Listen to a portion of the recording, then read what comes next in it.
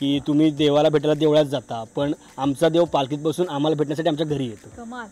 सुंदर ला सगळ्यांनी रंग लावलाय, पण मला कोणीच रंग लावलेला नाहीये. तो का? मी कोकणातला आहे, त्याच्यामुळे होळी हा सण शिमगाच मला खूप आवडतो आणि मी खूप एन्जॉय करतो होळी सेलिब्रेट करताना. आणि गच्चीत न वरती सॉरी ज्यांना टक्कर आहे त्यांच्या डोक्यावरती नेम धरून धरून फुगे मारलेले आहेत.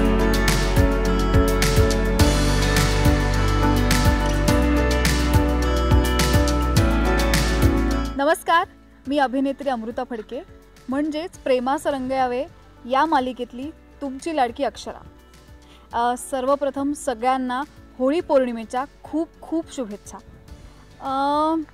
मला स्पेशली तुम्हाला एक गोष्ट सांगावीशी वाटते की आमचा होळी पौर्णिमा स्पेशल एपिसोड नक्की बघा, कारण आमच्याकडची होळी रेग्युलर नाही आहे, जशी छान छान हॅपी हॅपी गुडी गुडी असते तशी नाही आहे. थोडासा ट्विस्ट आहे आत्ता या मुमेंटला.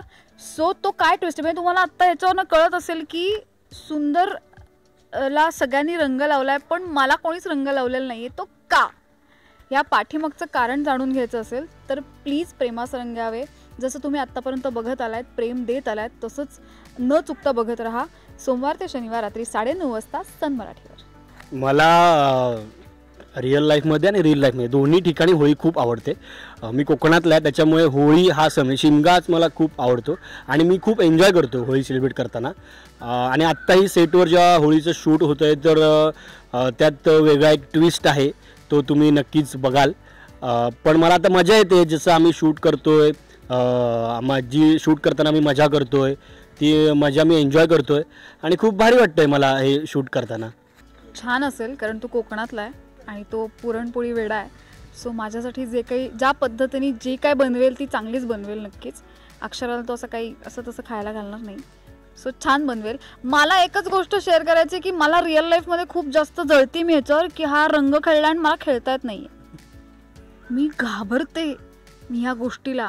कॉलेज शाळेत असल्यापासून म्हणजे आमची भावंडंसुद्धा खेळायचो ना आम्ही, तर ती अशी लपून लपून, म्हणजे मी पण काय कमी किडे केले नाहीत, मी पण खूप मारलेत फुगे, पण मला कोणी मारायचं नाही. मी अशी लपून लपून फुगे मारलेले आहेत खूप.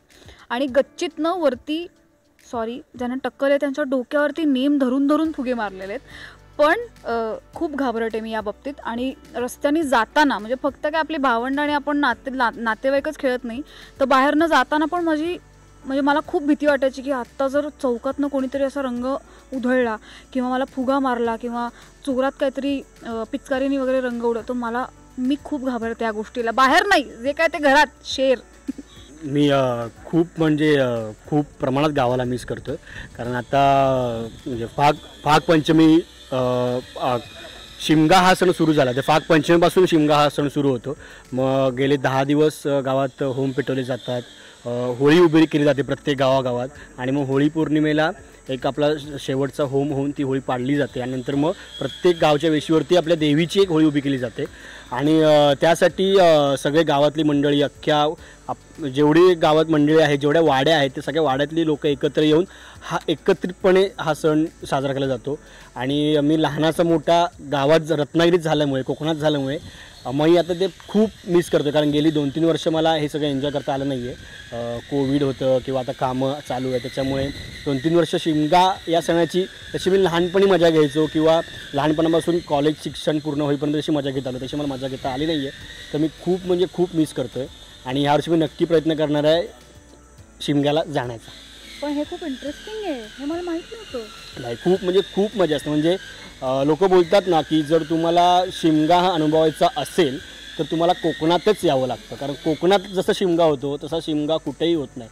ते बऱ्यापैकी त्या लाईन्स आहेत मध्ये. आता त्या लाईन्सही आपण माणसाने तयार केल्या आहेत की बाकीचे लोक देवाला भेटायला देवळात जातात, पण शिमग्यामध्ये कोकणात देव लोकांना भेटायला त्याच्या घरी येतो.